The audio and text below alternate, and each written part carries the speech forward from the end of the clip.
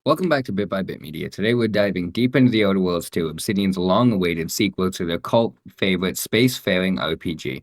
The first game had charm, wit, and some genuinely clever ideas, but at a ceiling it never quite broke through. The sequel sets out to smash that ceiling into orbit, so let's break it down, what works, what doesn't, and whether the Outer Worlds 2 is worth your time.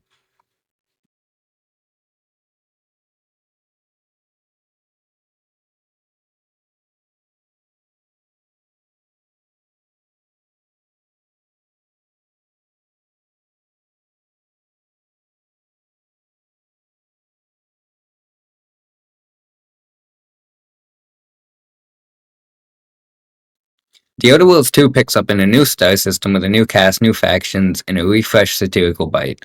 Obsidian made it clear from the start this sequel wasn't just a continuation, but a second chance to go bigger, deeper, and wider. The good news, they delivered on that most of the time. The game's signature mix of corporate dystopia, dark comedy, and player-driven chaos returns with a much sharper focus right from the intro. The game embraces a more confident tone that knows exactly what it's doing. Anyways, they're messy, often uncomfortable, and deeply human.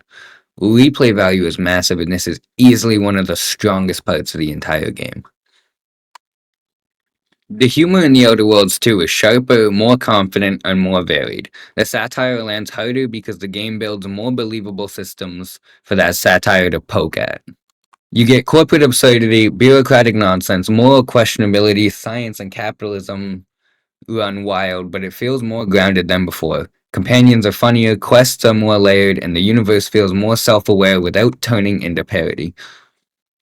Combat was one of the first game's weakest points. That's no longer true. The gunplay here is tighter, smoother, and more satisfying. Every weapon has weight, impact, and personality. Whether you're running a sniper build, a melee bruiser, or a tactical time dilation specialist, it all feels significantly better.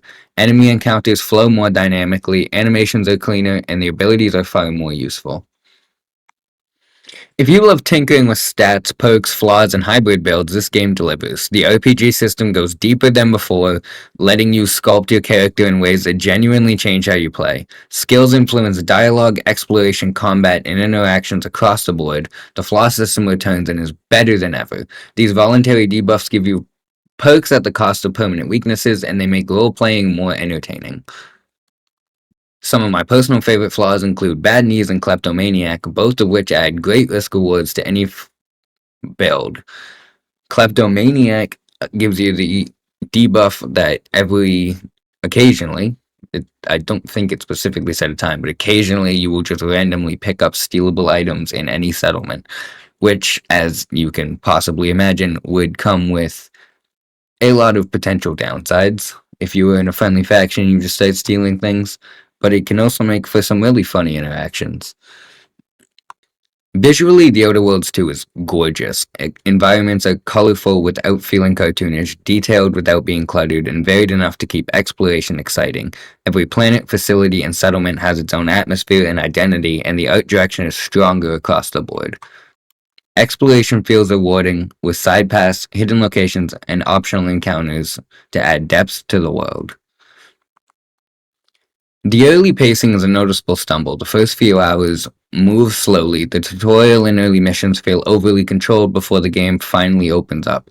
Once you push past the opening, the momentum improves quickly, but players may feel the drag early on.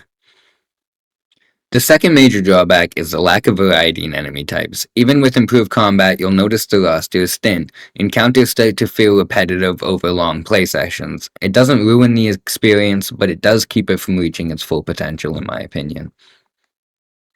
The Outer Worlds 2 is a major improvement over the first game in almost every meaningful way. The writing is sharper, the combat is more fun, and the RPG system is deeper, and the world is more beautiful and reactive.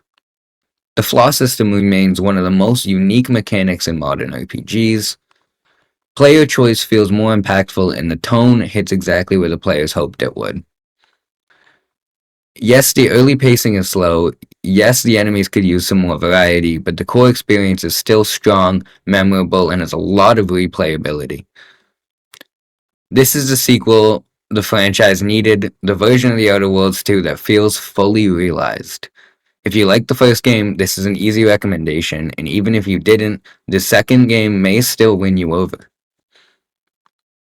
Thank you for checking out a review of The Outer Worlds 2. For more reviews, deep dives, and game-focused content, without chasing trends, stick with Bit by Bit Media. I'll see you on the next one.